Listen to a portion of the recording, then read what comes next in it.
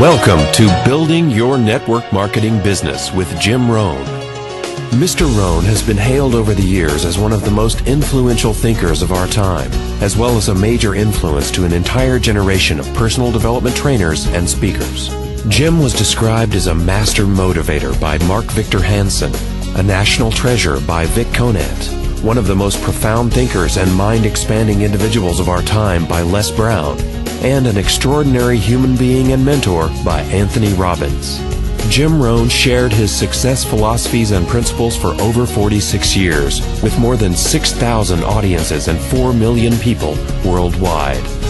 He focused on the fundamentals of human behavior that most affect personal and business performance, and authored over 25 books, audio, and DVD programs.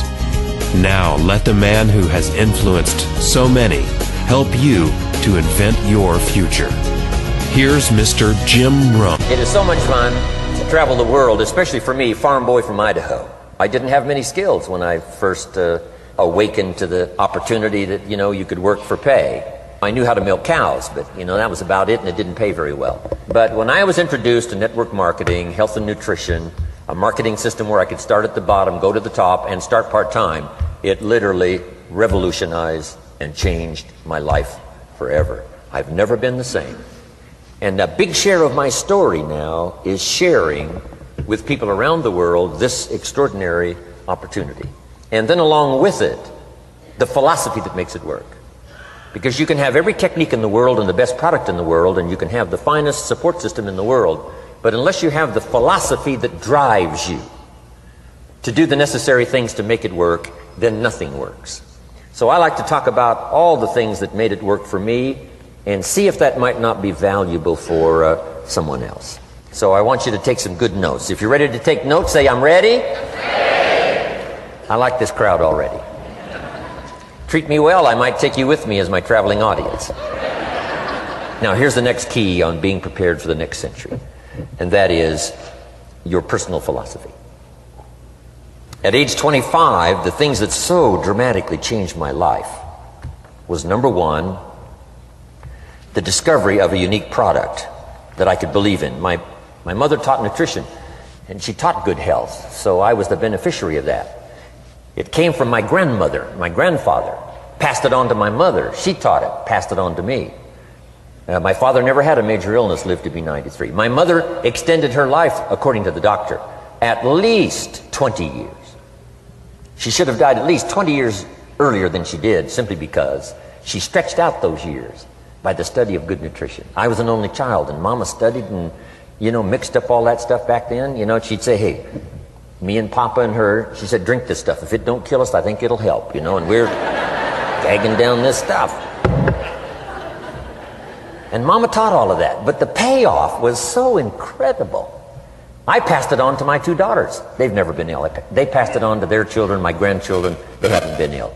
I mean, the study of good nutrition, paying attention, and being involved in the industry you're in, it's one of the best. So, that's so important. Your personal philosophy, what you believe in, that's going to carry you into the next century.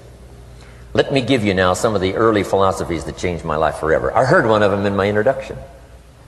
Some of these philosophies have lived with me now all of these years. I've passed them on, and people have come back around saying, Mr. Rohn, 10 years ago, 20 years ago, 30 years ago, 35 years ago, I sat in your class and sat in your seminar, and those early things that you taught, I've practiced it and I'm doing it. A man not long ago showed me notes he took 23 years ago. And then he had me sign those notes. He said, I've used these notes to develop my life, my personal life, and my business life. And when he took those notes, he said, I was 18 years old. So it's incredible. I'm so thankful for all these years. But now I want to pass it along to you. Some of the philosophies that changed my life forever. If you're ready, say I'm ready. Ready. Here's the first one. Profits are better than wages. Once I understood that, I got rich. Profits are better than wages. Nobody taught me that in high school. I went to college for a year and a half. I never heard it. I'm 25 and broke. I'm not destitute. I'm broke. Too much month at the end of the money is broke. And I finally hear this philosophy. Profits are better than wages. Now here's the phrase that goes with it. Wages make you a living, which is fine. Profits make you a fortune, which is super fine. And you can live both fine and super fine. You've now got the mechanism and the ways and means to do that. Profits are better than wages. Guess what? I taught this in Moscow when I was teaching capitalism. You know, the communists had it all wrong. They taught that capitalism was, you know, a big company that oppresses its workers. I mean, it was absolutely ridiculous. They had mentally lost it when they came up with this ridiculous philosophy. Communism taught capital belongs to the state, not the people. And we taught all these years what? Capital belongs in the hands of the people, not the state. That's why, of course, kids should pay taxes, because they can be capitalists, and all capitalists should pay taxes. And it doesn't take much to start an enterprise that makes a profit. I teach kids how to have two bicycles, one to ride and one to rent. I mean, you know, how long does it take? How long does it take to make a profit? I mean, a little ingenuity and you're on your way. So profits are better than wages. Capitalism better than communism. Communism said people are too dumb and stupid to know what to do with capital. So you must take capital away from all the dumb, stupid people and give it to the all-wise, all-knowing state. And let the state run everything. I mean, that was communism. And they devastated every country they touched. I've been to East Germany. It's taking $1 trillion just to clean up East Germany. They've already spent $500 billion. They got $500 billion more to go. I mean, every country they touched, and I've been in all of them, they devastated them all with their devastating philosophy. We teach capital belongs in the hands of the people. That's where the ingenuity is to bring goods and services to the marketplace. And I'm going to show you later the miracle of capitalism grassroots in America, which you're involved in. But once I understood this now, it was so incredible. Profits are better than wages. Now, when I first was recruited, I'm a distributor for this little product called Abunda Vita. And here's what my mentor said, Mr. Schoaf.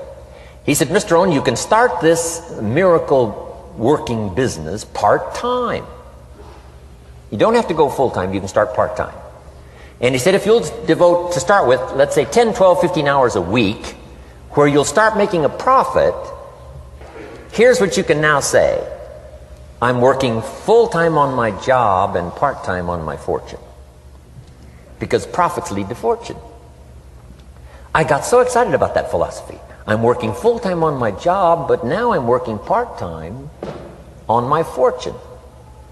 I found a way not only to make a living, you won't believe this, I found a way to make a fortune. Can you imagine what that's like then to get up in the morning?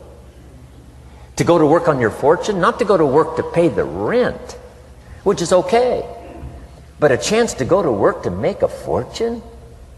And I said, right now I'm working part-time on my fortune and full-time on my job, but it won't be long until I'll be working full-time on my fortune. Can you imagine what life is going to be like? Now, here was my first goal when I started, and that was part-time. I wanted to equal on my profits part-time what I was earning on my full-time job. This is called the magic of part-time. It is so thrilling for people to start working the business part-time, because now you can work on profits, and it doesn't take very long. If you'll really concentrate on those 10, 12, 15 hours a week, it won't be long if you really do it right and learn some of the skills I'm going to talk about. It won't be long until you can be earning as much part-time working on your fortune as you are full-time working on your job. I did that in less than 6 months. Now I've got an incredible invitation. I found a way part-time to work on my fortune, and I'm making as much money at that as I am on my full-time job. Would you like to hear my story? It was incredible. Now here was my second goal, to make twice as much money part-time working on my fortune as I was working full-time on my job. And I reached that in less than a year. Making twice as much money part-time working on my fortune as I was full-time working on my job. Now I've got an incredible invitation that won't quit. I found a way, through a unique opportunity, to work part-time on my fortune And I'm now earning twice as much money as I am working full-time on my job. Would you like to hear my story? Do you imagine anybody would say, no, I don't care to hear your story? No. Everybody I said that to said, wow, yes, what are you doing? I said, I'm glad you asked. Let me tell you. Now, when I started making twice as much money part-time as full-time, here's my dilemma. I didn't want to go full-time. And why not go full-time? And the reason was because I didn't want to give up my electrifying story. Right? It was so powerful, nobody could resist the invitation to at least take a look. I didn't want to give it up. And I hung on for I don't know how long until it was, almost insane. And then finally, reluctantly, I gave up my full-time job. But now,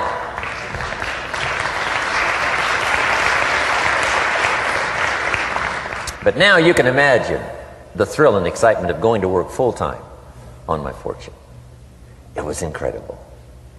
But I want you to jot down the magic of part-time. What does it take to really change a person's lifestyle? Not very much. An extra $1,000 a month, I'm telling you, will drastically change most American families' lifestyle. And that's why part-time is so valuable, because it very quickly changes a person's lifestyle. And here's what the change in lifestyle does. It's a great recruiting tool. One of the greatest recruiting attractions is the money you make part-time. Somebody said, you've been on 3 vacations this year? Says, yes, I got this little part-time thing going. Says, what's that? You bought 2 new cars, one for you and one for her? How did you do that? Said, I got this little part-time thing going. Your kids have got all these new clothes? Yes. All this stuff is happening. What is it? An extra $1,000 a month. See, $1,000 a month full-time, nobody wants to hear your story. $1,000 a month part-time that starts to change your lifestyle, everybody wants to hear your story. So the key is part-time. The magic and the attraction of part-time gives you a classic invitation for somebody to listen to what you're doing that's changing your life. And it's not just necessarily the money that changes your life. It's what you do with the money. It's the change of lifestyle. So part-time helps to change lifestyle, which gives you a classic invitation to look at what you're doing. That's how I started in network marketing, age 25. Wow, these philosophies changed my life. I wish I would have learned them in high school. In high school, if they would have offered Wealth 1, Wealth 2, I'd have taken both classes. I wouldn't have waited until I was 25 and broke. Here's the next one. Philosophy that helped change my life. It's not what happens that determines your life future. It's not what happens that determines your life future. It's what you do about what happens. All of us are in like a little sailboat. And it's not the blowing of the wind that determines your destination. It's the set of the sail. So jot this phrase down. It's one of the best to understand. Kids need to understand it. The same wind blows on us all. The same wind blows on us all. The wind of disaster, the wind of opportunity, the wind of change. The wind when it's upside down, the wind when it's favorable and unfavorable. The same wind blows on us all. The economic wind, the social wind, the political wind. The same wind blows on everybody. The difference in where you arrive in 1 year, 3 years, 5 years, the difference in arrival is not the blowing of the wind, but the set of the sail. And that's what learning is all about, to set a better sail this year than last year. To set a better sail. The first 6 years of my economic life, I wound up broke. Second 6 years, I wound up rich. You say, well, the Democrats must have finally gotten power. No. No. No. It was not a political change. Here's what changed the second 6 years of my economic life. It was my philosophy that changed. The set of the sail of better thinking, correcting the errors of the past and picking up new disciplines for the future. That's all I had to do at the end of the first 6. Correct the errors of the past and then pick up some new disciplines for the future. And my total life changed. The second 6 years was totally different than the first 6 of my working life. And guess who can do that? Anybody. Now you can keep on the same path for the next couple of years as you have the past 2. But if you wish to, And maybe everything's okay for you and you don't need to. But if you need to make some changes, I'm telling you, you can start doing it today so that the next 2 years will be drastically different than the last 2. And anybody who wishes to do that can. And you can do it between ages 40 and 43. You can do it between ages 13 and 15. You can do it between ages 60 and 62. Any 2 years, any 5 years that you wish to drastically change from the previous 5, you can do it. If you wish to. Now this isn't written. This is not a law. Here's what it's called: opportunity.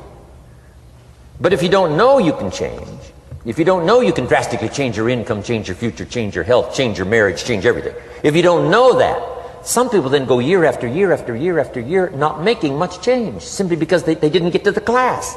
They never read the book. They never went to the seminar. They never made the discovery. They didn't seek for the knowledge of how could I make my life better. And if you just rock along, I'm telling you it's okay. Anybody can live any way they choose, but I'm here to tell all of you that if you wish to, it's possible to make the next 3 years totally different than the last 3. And all you have to do is just a few things. So if you got that one now, it's not the blowing of the wind that determines your income. It's not the blowing of the wind that determines your fortune. It's the set of the sail. And that's why we gathered here today. Maybe I've got some ideas that'll help you with a couple of little things about setting the sail of your thinking that might drastically give you multiplied more benefit the next 3 years than you've gotten in the last 3. So it's not what happens. What happens to everybody. Chevron years ago brought me in to talk to management. They said, Mr. Owen, you travel around the world and you're fairly knowledgeable. What do you think the next 10 years are going to be like? I said, gentlemen, I can tell you I do know the right people. So they all leaned forward and listened carefully. And I said, gentlemen, the next 10 years are going to be about like the last 10.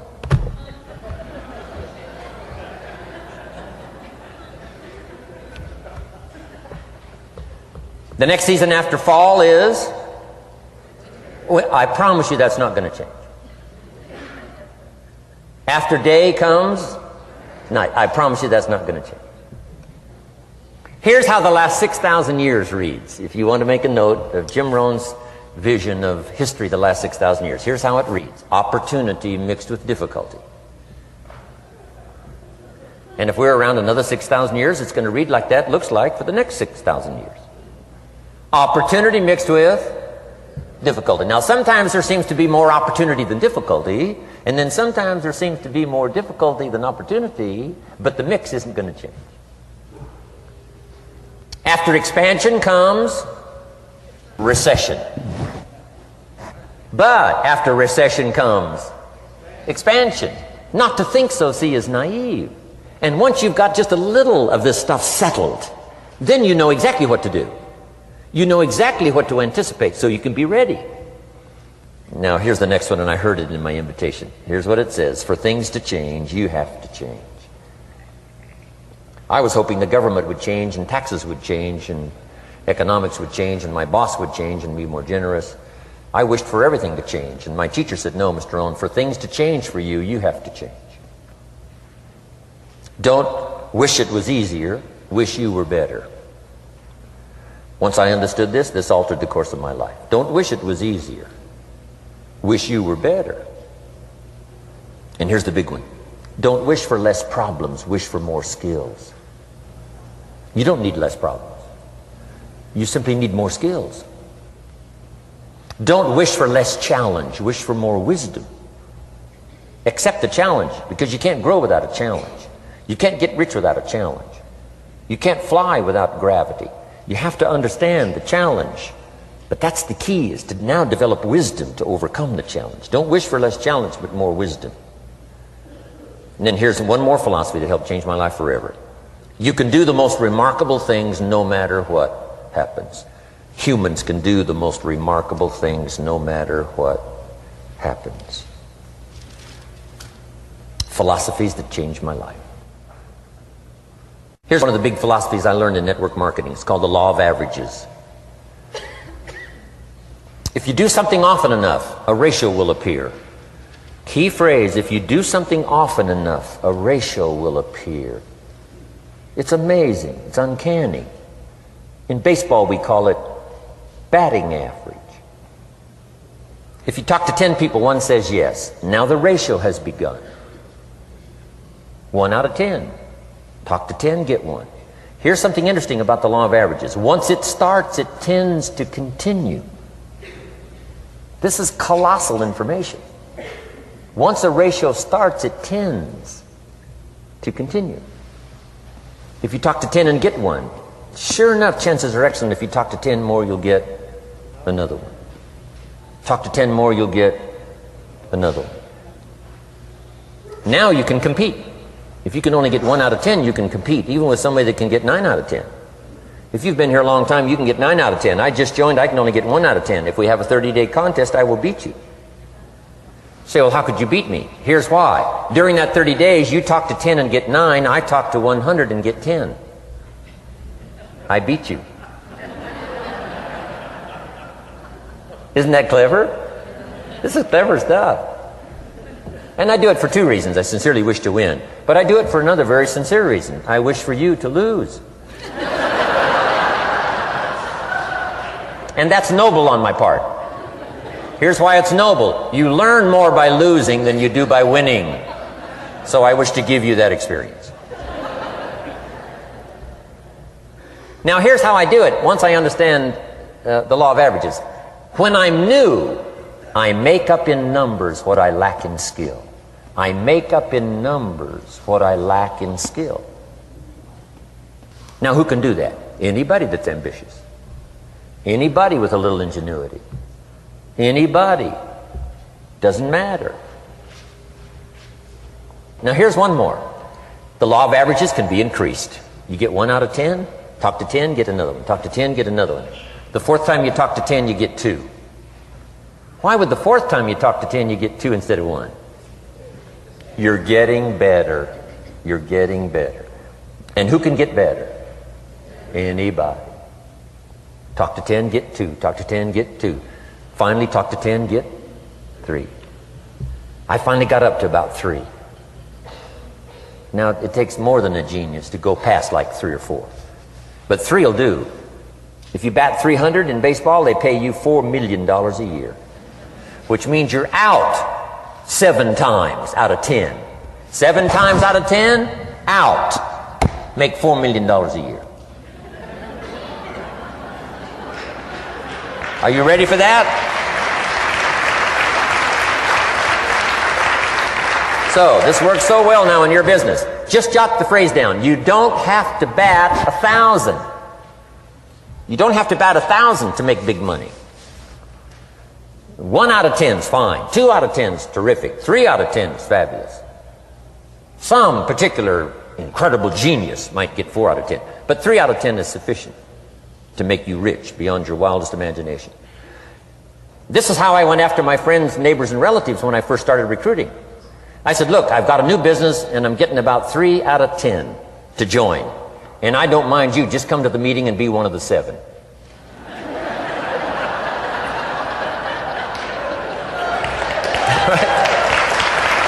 Doesn't matter. You're my friend, you'll do me a favor.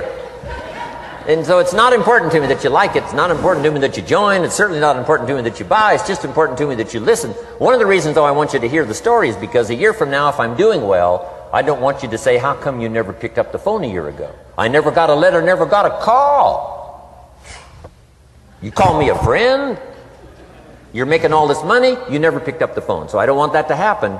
So for 2 reasons, I want you to see what I'm doing. So that a year from now, if I'm doing well, I can say, you know, I gave you the opportunity. But also, just as a favor, come and be one of the 7. It doesn't matter to me if you buy or join. But I need 10 to get 3. And if you're one of the 3, wonderful. If you're not, wonderful. It doesn't. It might matter to you. It might matter to you, but it doesn't matter to me. Now, it matters to me because we're friends, but it doesn't matter in terms of my averages. So if you decide to get rich, just learn the law of averages. You're off and running. Now, here's the second law that changed my life forever in network marketing. I learned the law of sowing and reaping. And in the law of sowing and reaping is also the story of the law of averages. Jot this down. The story of the sower comes from the Bible. I'm an amateur on the Bible, but this is such a useful story.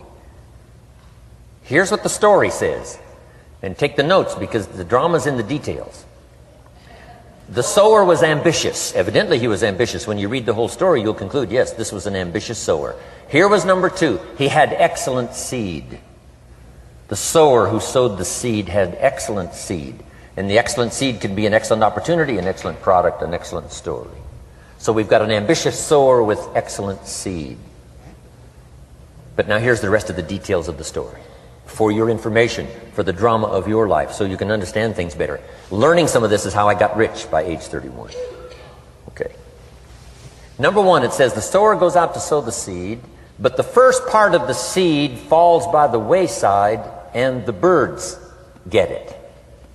So jot this down. The birds are going to get some of the seed. The birds are going to get some of the seed. Now you say, well, Mr. Rohn, what does that mean? Well, I invite John to come to a meeting. He said he'd be there Tuesday night. Tuesday night I show up, John isn't there. I say, John, I wonder why John didn't make it. Now I know the answer. The birds. The birds. John had this great idea of coming to the meeting to look at an opportunity, and somebody stole it and said, you're not going to go see network marketing. And he says, well, maybe not. So have you jotted that down now? The birds are going to get some. Now when the birds get some, you've got 2 options. Number 1 is to chase birds. And say, well, let me get a hold of the person that talked him out of coming to the meeting. I'll tear him a new page. But I wouldn't do this. Here's what happens if you go chasing birds. You leave the field. If you go chasing birds now, you leave the field, which is going to distract from your future, not add. So you can't chase birds and try to straighten this stuff out. Here's what it is. It's just one of those things. And here's the best comment when things are a little disappointing. Isn't that interesting? You just have to say, I thought sure he would be there. He promised me. He promised me. But I know it was the birds. And you just have to say, isn't that interesting? Now, here's the rest of the story. It says, the sower kept on sowing. See, that was the secret to his success. He kept on sowing. And if you keep sowing, you can sow more than the birds can get because there aren't enough birds. If you keep sowing, there are some birds, but there's not enough. Because the law of averages will work for you. My mentor taught me, he said, you know, Mr. Rohn, there's only 9 or 10 real nasty, miserable people in the whole world. Now he says they move around a lot, you know, and you're liable to... You'll bump into one once in a while. But when you bump into one, you say, there's only 9 more like you. I can handle that in the whole world. Okay. Now here's what else it says. The sower now keeps sowing the seed. Now the seed falls, the story says, on rocky ground where the soil is shallow. And the rocky ground where the soil is shallow is not of your making. Because you had excellent seed and you were an ambitious sower. So the rocky ground where the soil is shallow is not of your making. But here's what it says what happened. This time, the little seed that falls in the ground starts to grow. And the little plant starts to grow. But the first hot day, it withers and dies. It dies. Not an easy thing to watch. I finally get John started. Sure enough, 3 or 4 days later, somebody says, boo! And he goes,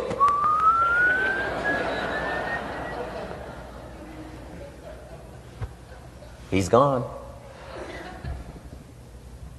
Doesn't show up at the second meeting. And I say, I thought sure John would last a week. What happened? Jot this down. The hot weather is going to get some. And this is not of your making. Here's what you must say when that happens. Isn't that interesting? Wow. What can you do? The answer is nothing. You say, well, I'm going to try to change this. I wouldn't take that class. You know, the sun comes up in the east. Somebody says, why is that? I wouldn't spend much time on that. Just let that happen. Don't go for this why stuff. I'm giving you the answers here. The answers is in the structure, and the consequences and in the deal. The answer is in the deal. Anything beyond that is not worth study. You say, well, how come some just last a little while? I wouldn't sign up for that class. Here's the answer. Some don't stay. You just have to jot that down. And when some leaves, you say, that's one of those that don't stay. Now you know what category to put them in. And you can't solve this now. You can't. It's like rearranging the seasons. You can't fool with that. All you can do is cooperate with the way things are set up. I didn't set it up. You say, well, it shouldn't be this way. Well, when you get your own planet, you can rearrange this whole deal. But on this planet, you're a guest. You got to take it as it comes. Now, here was the secret to the ambitious sower with good seed. It said he kept on sowing. Now, here's what he had to do to keep on sowing. He had to discipline his disappointment.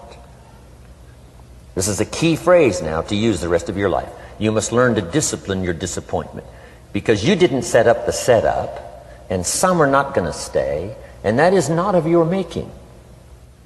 Now, if you made gross errors and you ran them off, see, that'd be different. Now, you're responsible for that. But if it's in the normal course of things, this is the way things are. Now, here's what it says. The sower keeps on sowing. Now it says the seed falls on thorny ground. And somebody says, well, how much of this do you have to go through? Well, hang on. It's not the end of the story now. Now the little seed falls on thorny ground, and now the little plant starts to grow again. But as the little plant starts to grow, the thorns choke it to death, and it dies. So jot this down. The thorns are going to get some. And that's not of your making. And what are these thorns? The story even called these little thorns, little cares, little distractions, little somethings. Who knows what all they are? I say, John, we had a meeting last night, you weren't here. John says, well, I can't make every meeting. I say, why not? You're part-time. He said, well, the screen door came off the hinges. And you just can't let your house fall apart. You got to take some time and fix things up. And I can hear the thorns going,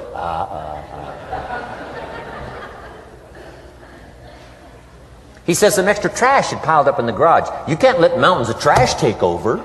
You got to keep your trash hauled out. People who let little things cheat them out of big opportunities. People who let little things cheat them out of big opportunities. And you feel almost helpless. What could I do about that? And that's nothing. And you say, well, why is this? I'm asking you not to sign up for that class. Don't sign up for these why is this class. It's just the way it is, like winter following fall and spring following winter. So if you got that, the thorns are going to get some. But now here's the good news. Let's read the rest of the story now quickly. The sower now what? Keeps on sowing the seed, keeps on sharing the story, keeps on giving an invitation. Yes, the invitation can be more powerful for me as it was 1 year later than it was the first month. Because now I'm saying I'm making twice as much money part-time as I'm making on my full-time job. Yes, the story can be more powerful, but the law of average is still going to work. But now here's what the story said. Finally, the seed falls on good ground. Finally, the seed falls on good ground. Now put this in parentheses. It always will, if you keep sowing. If you share a good idea long enough, it will fall on good people. But now here's the rest of that story. Some of the good ground did 30%. And some of the good ground did 60%. And some of the good ground did 100%. You say, well, why the difference in numbers? I wouldn't sign up for that class. Come on. Have I said that often enough now? Don't register for that class. It's just the way it is. Now, I tried to get the 30s to do 60. Found out it was more than I could handle. I used to say, I'll make them successful if it kills me. I almost died. No, you can't do that. Here's what you do. Let the 30s do 30 to the best of their ability and keep doing 30. because that's how they build their lifestyle and get what they want out of life. And let the 60s do 60, and let the 100s do 100s. Now, how can you get some to do 100%? You got to go through all these experiences, and you got to talk to all these people. Let me quickly give you now a list of the skills that changed my life forever. Developing a new philosophy that I could do it in my network marketing experience now led me to developing new skills. Right, I knew how to milk cows, but it didn't pay well. Here's the first skill I learned that changed my life: getting a customer, making a sale. And of course, sales for you is easy, right? Because it's not technical, right? The technical is all taken care of. You simply represent your product. If you share a unique product, talk about its merits, persuade someone that it's the best, they agree to buy, that's the simple art of sales. But in your business, here's what it's more like: sharing. Because using the product yourself, gathering some testimonials, you simply share that. So we're not talking like high-powered spacecraft technical skills here. It's simply sharing something you've discovered with someone else and doing it well enough to where they agree they would like to participate. Now here's what happened when I learned sales. It multiplied my income by 5. Now it didn't take that much because I wasn't doing that well in farm country. But it did multiply my income by 5. Sales.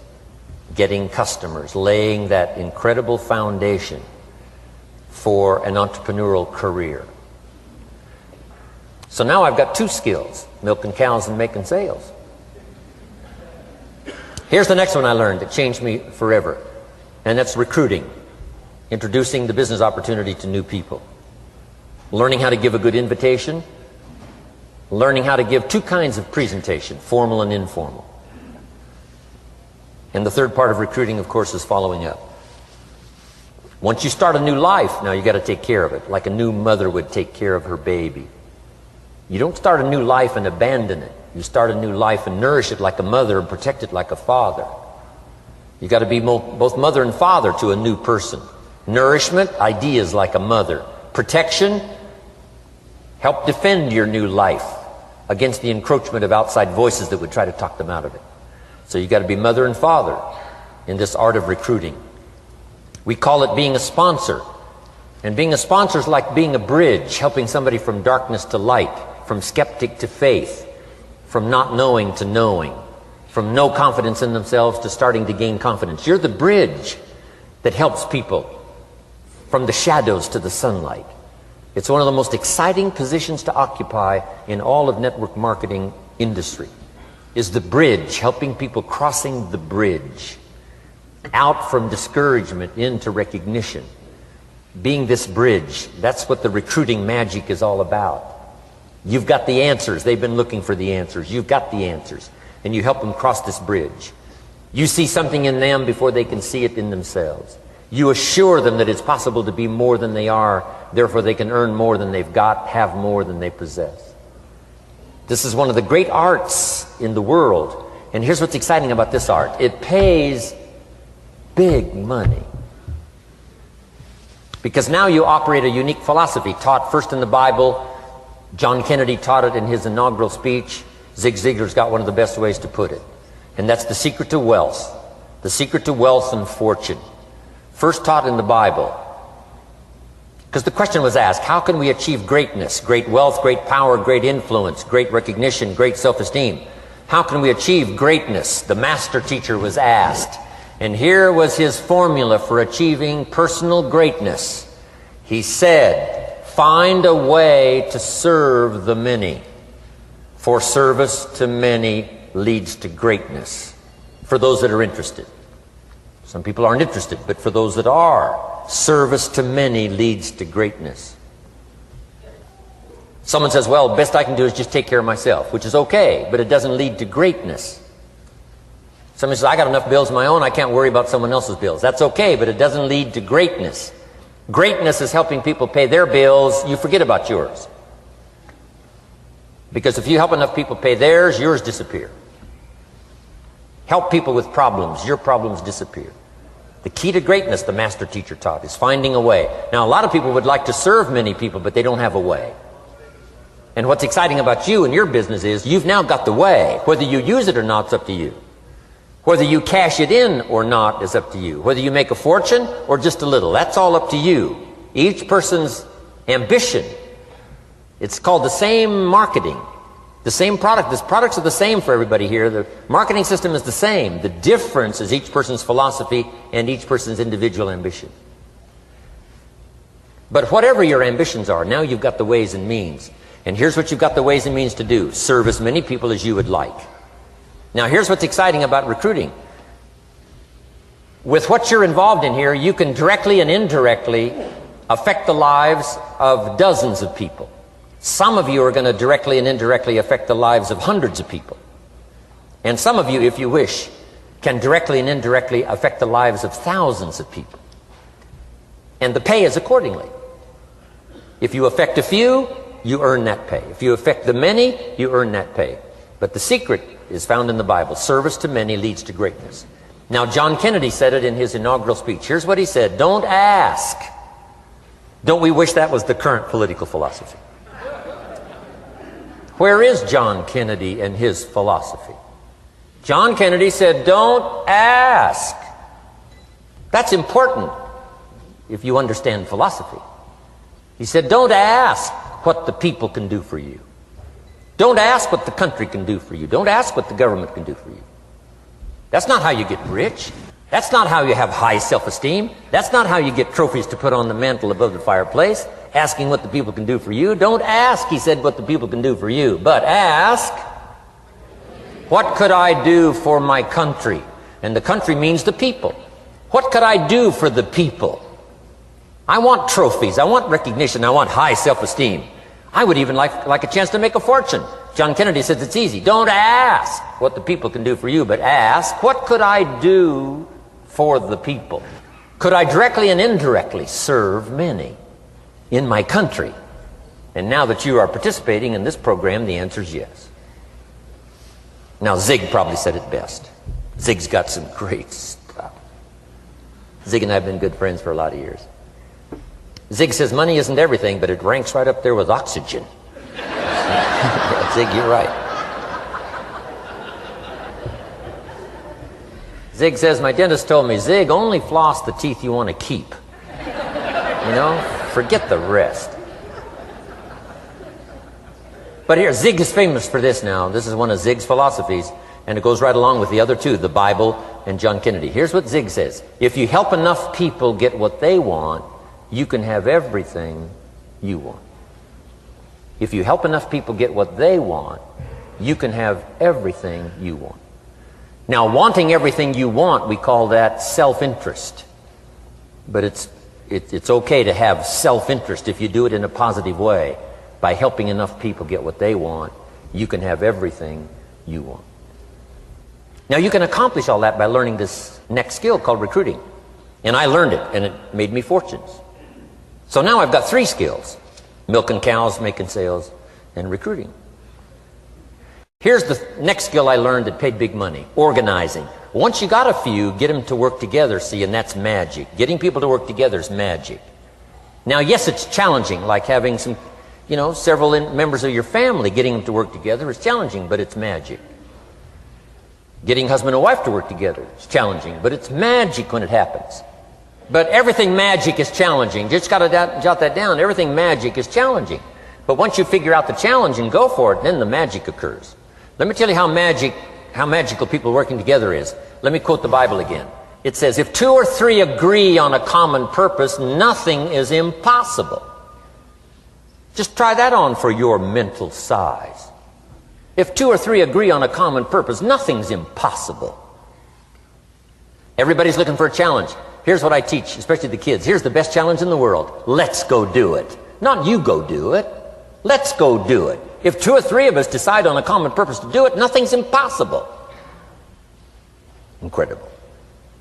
Working together, organizing. Now, when everybody's an independent, now it's a little more challenging. Like having kids, they've each got their own opinions. They've each got their own ambitions and desires. It's challenging. You've got a variety. But that's what makes life the variety.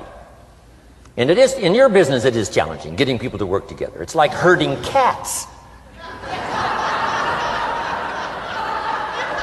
You know, sheep are easy, but you got to try cats, herding cats. But if you can possibly get it done, the power is so immense when you get people to work together. Here's one of the powers of working together: shared testimonials. If I've got somebody new and you're there and I'm there, I give them my testimonial, you give your testimonial. Maybe what tips the scales in getting me a new person is not my testimonial, but my partner's testimonial. Somebody I'm working with, their testimonial got them. Shared testimonials are so powerful. That's why working together is okay, is powerful. Now, working by yourself is okay. All this stuff is okay. Everybody needs to know, though, where are the advantages? And these are some of the advantages. I learned to organize, paid big money. Here's what I next learned to do: promote. Promotion now pays staggering money. Now, the company comes up with what we call major promotions. Here's what you've got to come up with: the smaller promotions. The company comes up with major recognition. You've got to come up with small recognition for your people around you. The top 5. The company's got top 5. You've got your own top 5 in maybe 2 or 3 categories: top 5, top 5, top 5. And those little recognitions, to reach certain levels in the company, you have to take major steps. But for you, recognition, let them take small steps. Here's one of the secrets of your kind of business: rewarding people for small steps of progress. Rewarding people. Sometimes it's just recognition, handshake, pat on the back: Mary, you're doing a fabulous job. And you figure out what those recognitions are. Small steps of progress. Guess what promotion pays, if you learn it well? Big money. Getting people to do something they wouldn't ordinarily do by themselves. People will do some unique things by themselves, but if you can figure out a way to say, Mary, if you do this and this, she says, well, I'll go for it. Now, she wouldn't have thought of that on her own. Here's what works magic. It's better than money. Money's a bit unimportant. Here's what's important: ingenuity. The best place to wake up your ingenuity is what you're doing right now. Representing a unique product and getting customers, recruiting distributors, and promoting and all this stuff. Ingenuity. Figuring out a way. If it doesn't work this way, we'll work another way. I used my ingenuity, made a fortune. My ingenuity worked on doing all these campaigns: the spring campaign and the summer campaign and the winter campaign. This week we're going to recruit school teachers. How many of you got? How many of you got? This is school teacher week. School teacher month. I'd pick out a little category and say, let's go for it. And it doesn't matter what it is. Just dream up something so that somebody's got a little more objective to go for than just their own. Key phrase: we all need to belong to something bigger than ourselves. Because we furnish inspiration for what's bigger, and the bigger furnishes inspiration for us. I learned promotion and it paid big money. Here's the next I learned: communication. How to conduct a meeting. I learned identification, logic and reason, attack and confess, solution. Simple deals on communication. Wasn't easy for me at first. I stood up to give my first presentation, my mind sat back down. Right? Y'all been through that? Opened my mouth, nothing came out for a while. But here's what I did. I did it again. Just jot that phrase down. I did it again. That's the secret to how I got here. 35, 40 years later, it's how I got here. I did it once, it was uncomfortable. That first presentation was so lousy, if I hadn't have been doing it, I'd have gone home. It was not that good. But here's the secret to how I got here. I did it again, and then I did it again, and then I did it again, and I did it again. I remember when I first decided to be a little more animated, right? And walk out away from the podium, right? Get out from just behind the podium. So I got out there, and then I thought, how do you get back? Whoa, I'm stranded out here. Remember those times? Doing something for the first time? But you learn quickly in your business, right? In your business, the guy stands up to give his first testimonial, and he's so nervous he forgets his own name, right? And 30 days later, he wants to give a 3-hour testimonial, right? You hardly get him off the stage.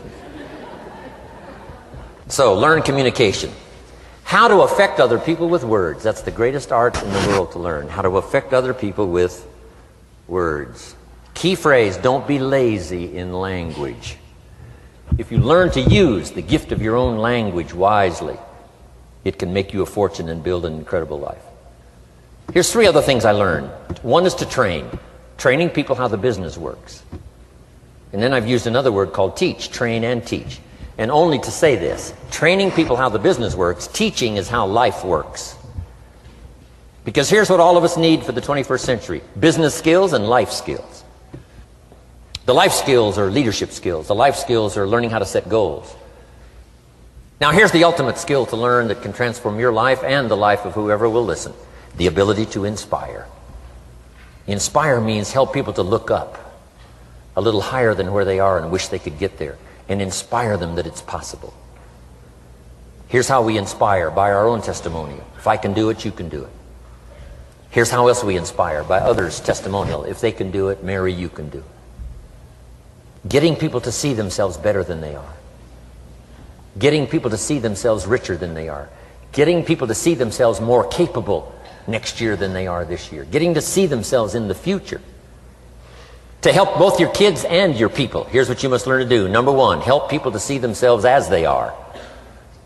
If people have made mistakes, they got to know it. You can't go on making mistakes and hope to achieve. Mistakes have to be corrected. And you've got to do it with your children. Help them to see themselves as they are. If they've messed up, here's what you've got to say: you've messed up. But here's what's important as a parent: don't leave them in the mess. Some parents, tell their kids they've messed up and then they leave them in the mess. They don't paint a better picture. Here's what you could become with just a couple of more changes. Rather than this, here's what you could be.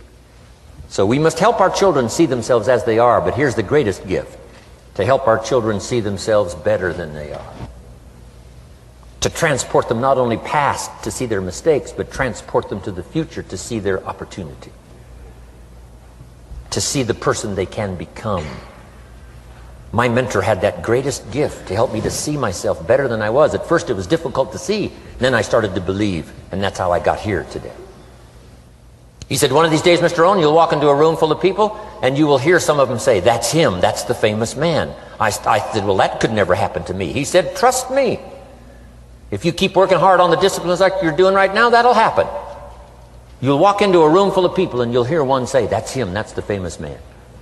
He saw it and he tried to get me to see it. And now finally it's happened. I think when I walked in here today, I think I heard someone say, "That's him, that's the famous man." It happened for me.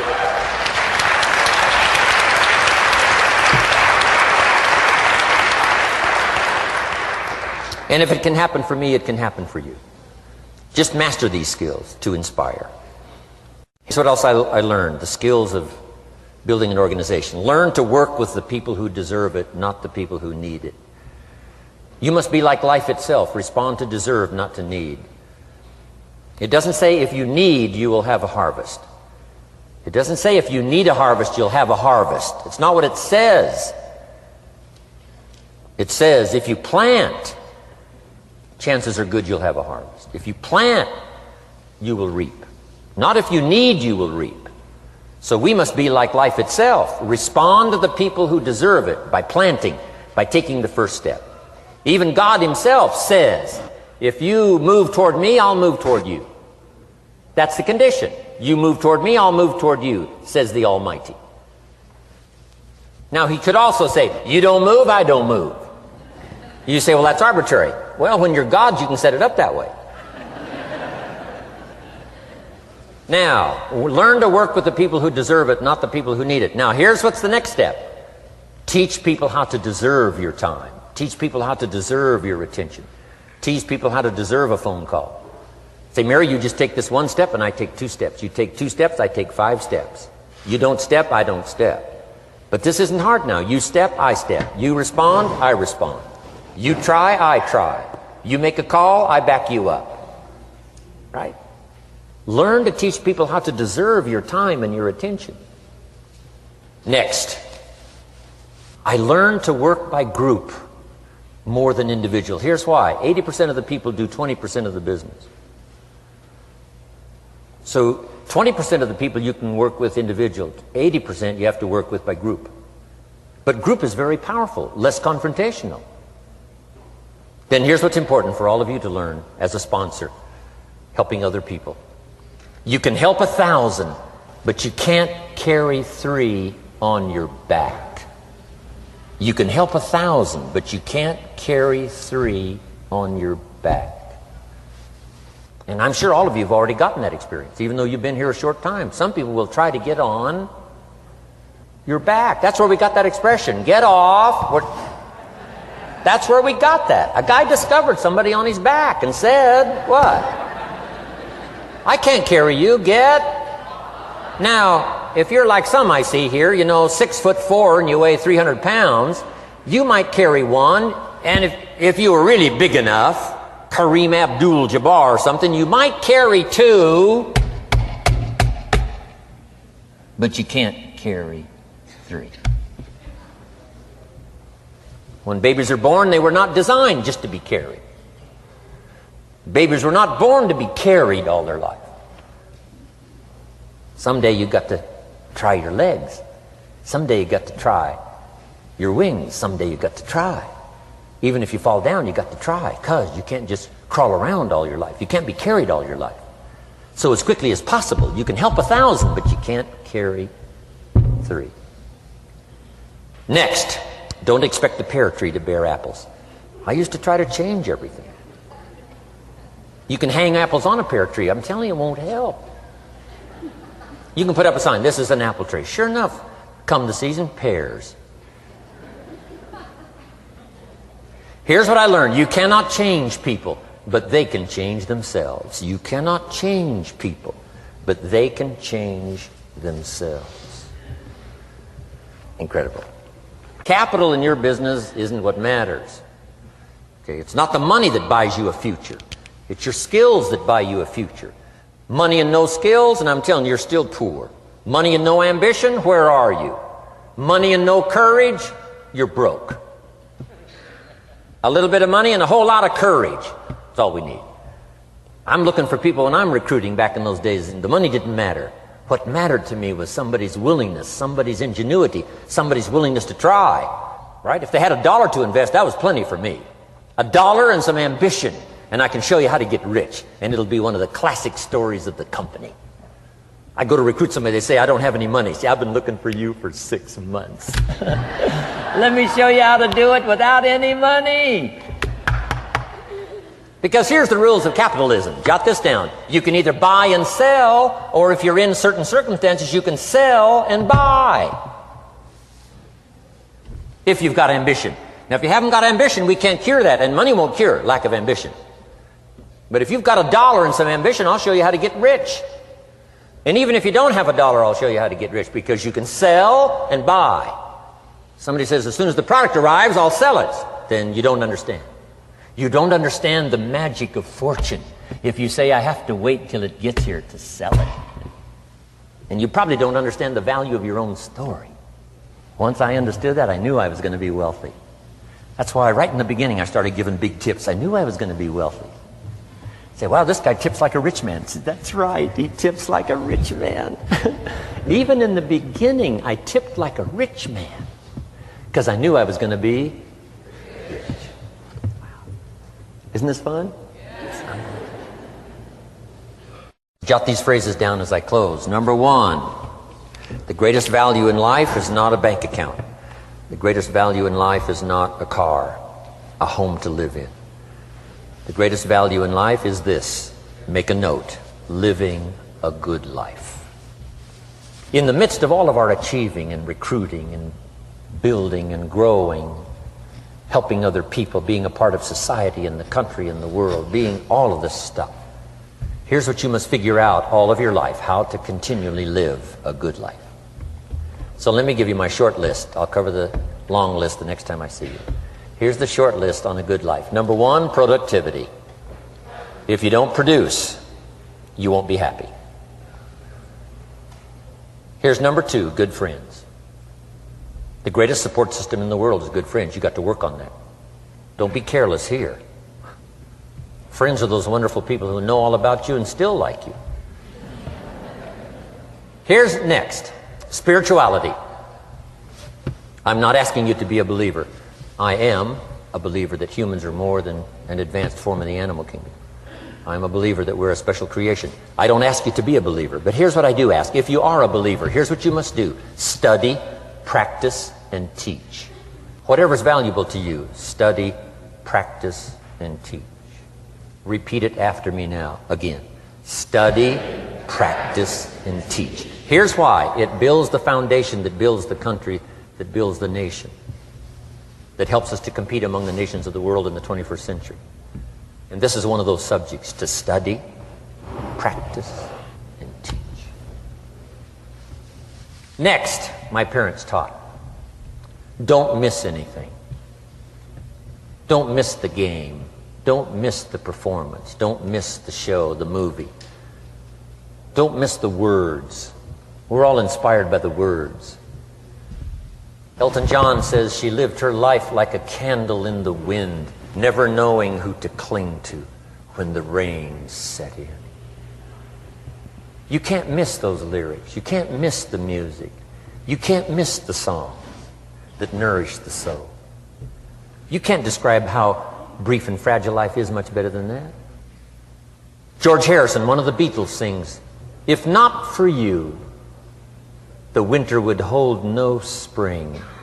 Couldn't hear a robin sing. I just wouldn't have a clue if not for you." Wow. You got to remember the words that reflect the experience. Barbra Streisand sings, "It used to be so natural to talk about forever, but used to be's don't count anymore. They just lay on the floor till we sweep them away. You don't sing me love songs, you don't say you need me, and you don't bring me flowers anymore." Illustrative of all of our experiences. Winston Churchill said, "The truth is incontrovertible. Malice may attack it and ignorance may deride it, but in the end, there it is." You got to use that. Feast on someone else's comments. Because, see, you could stay up all night and not think of that.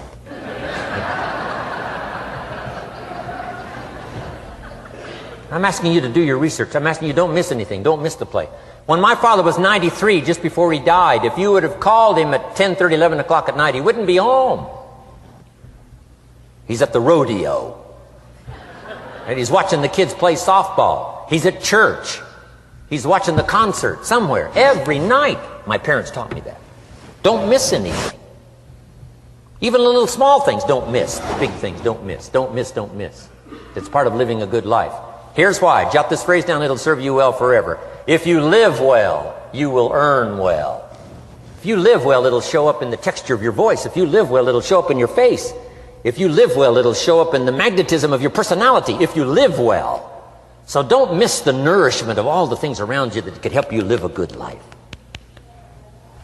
Next is the inner circle. Take care of them, they'll take care of you. Inspire them, they will inspire you. Nothing more valuable than the inner circle. That's where the power to conquer the world comes from, the inner circle. If a father walks out of the house and he can still all day long feel his daughter's kiss on his face, he's a powerful man. That nourishment of the inner circle is so incredible. If a husband walks out of the house and all day long he feels the imprint of his wife's arms around his body, he's invincible. Who can touch him? One person caring for another, the old prophet said, is the greatest of virtues. There's many virtues and values, but the greatest is love, one person caring for another. Better to live in a tent on the beach with someone you love than to live in a mansion by yourself. People caring for people. And especially that inner circle where the power is so magnificent that if you draw from it, if you nourish it, and then it nourishes you. Now here's my last comment. Ask for God's help. We could all use a little help. But my whole seminar was what you can do. A man took a rock pile, turned it into a fabulous garden. Somebody came and saw it and said, "You know, you and the good Lord have this fabulous garden here." The gardener said, "I understand your point, but you should have seen it a few years ago when God had it all by himself." So we do play a part. So make this the last note now. We have a chance as human beings to participate in the miracle process. We have a chance as human beings to participate in the miracle process. And you can go do that every day as often as you wish. Changing somebody's life. Rescuing somebody from oblivion. Building an organization second to none so that your name will appear in many people's testimonial. And that's why I came today. so that by chance, I don't need the money. It's not why I'm here. I take the money, but I don't need the money. But here's why I'm here. By chance, perhaps, if I've come along at the right time, I don't know what time this is for you, but if I've come along at the right time, just maybe, a week from now, a month from now, a year from now, 5 years from now, you might say, Jim Rohn came by and gave us a little piece of information that started me down the road. Here's what's happened to me. And my name might appear in your testimonial. Now here's the drama as we finish. How many of you have my name in your notes? Here's the part of the drama then. I go with you. When we all leave here and the lights are out and the place is dark, I go with you because you've taken my notes and hopefully some of the spirit, some of the stuff I had besides just the notes. So I go with all of you. But here's the big drama. All of you go with me. See, that's so unbelievable. So as I leave here, I promise not to leave you behind. I will take you with me in my thoughts and in my heart. God bless.